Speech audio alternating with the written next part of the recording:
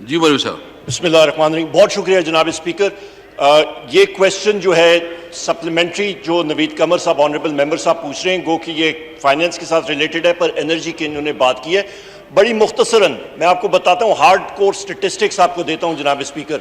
Number एक, आप ये देखें कैपेसिटी पेमेंट्स क्या होती हैं, टेक और पे कॉन्ट्रैक्ट्स के। आप एक कारखाना चलाएं या ना चलाएं, आपको उसकी अदायगी करनी पड़ेगी। फॉल्टी कॉन्ट्रैक्ट्स हैं कैपेसिटी पेमेंट्स, जिसको आप कंपल्सरी पेमेंट्स कह सकते हैं। 2013 में आपकी कैपेसिटी पेमेंट 185 अरब रुपया, साबका मुस्लिम लीग नून की हुकूमत ने नेगोशिएट किए कॉन्ट्रैक्ट्स जो प्लांट्स आए जनाब स्पीकर 2018 में तकरीबन 645 से 665 अरब रुपए पे वो पहुंच गए।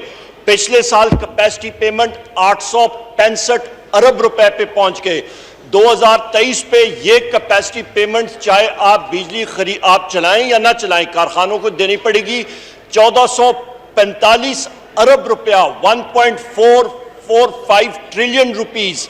टेक और पे कॉन्ट्रैक्ट, सारे के सारे कॉन्ट्रैक्ट्स आपके जनाब स्पीकर इंपोर्टेड एनर्जी पे 70% मिक्स आपका एनर्जी का जो है वो सारे का सारा इंपोर्टेड एनर्जी पे 6.5 अरब रुपया, 6.5 अरब डॉलर आप दोज़ख की आग में डाल रहे हैं इंपोर्ट करने के लिए, एनर्जी के लिए। और आखिरी चीज सर्कुलर डेट आप देखें, जो सर्कुलर डेट इस दौर में या इंक्रीज हुआ है वो मुस्लिम लीग नून की जो नाकस पॉलिसी थी, जो कैपेसिटी पेमेंट्स की, उसकी वजह से हुआ है। लिहाजा अपने जो इनके जो आजकल मोहब्बत की पिंगे डाल रहे थे पीडीएम के हमारे साथी पीपल्स पार्टी और उनके, वो जरा एक दूसरे से पूछे। बहुत शुक्रिया।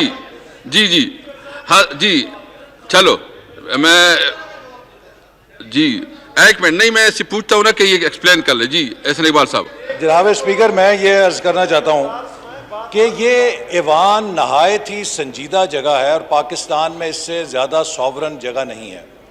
यहाँ पे जो मिनिस्टर हजरात हैं जो स्टेटमेंट दिया करें, वो पॉलिटिकल रिटोरिक की बजाय हकाइक पे दिया करें।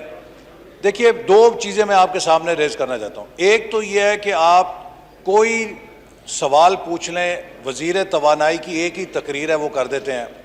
अगर मुस्लिम लीग नून के दौर में ये सब बीमारियां थीं तो जब मौसूफ 2018 तक मुस्लिम लीग नून का हिस्सा थे उस वक्त तो कसीदे पढ़ते थे। कुछ अखलाकी जुर्रत होनी चाहिए कि आप आज यहाँ पे खड़े होके उस दौर पे ये सारी बुराइयां फेंकते हैं।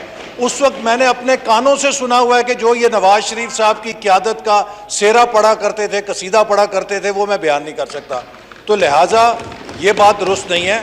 और दूसरी बात, जो ये कैपेसिटी चार्जेस कहते हैं, देखिए हर दौर में एनर्जी प्लान होती है डिमांड के मुताबिक।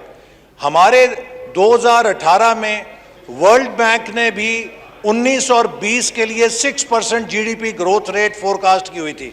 हमने अगले 5 सालों में 6% जीडीपी की ग्रोथ के ऊपर एनर्जी की प्लानिंग की थी।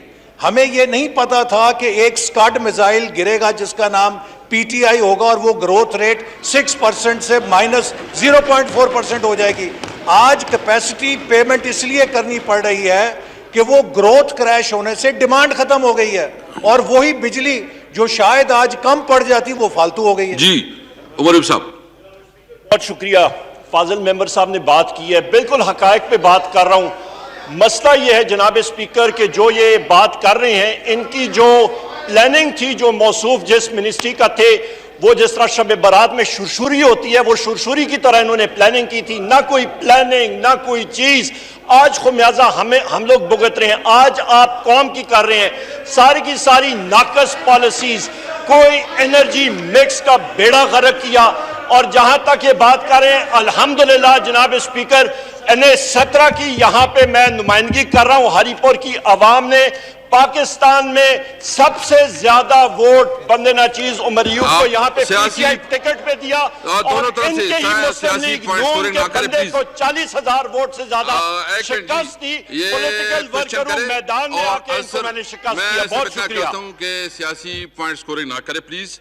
जो क्वेश्चन हो उसका क्वेश्चन भी सियासी ना हो, वो टेक्निकल हो और आंसर भी टेक्निकल हो। जी जनाब Mohammad Aslam Khan please, next question.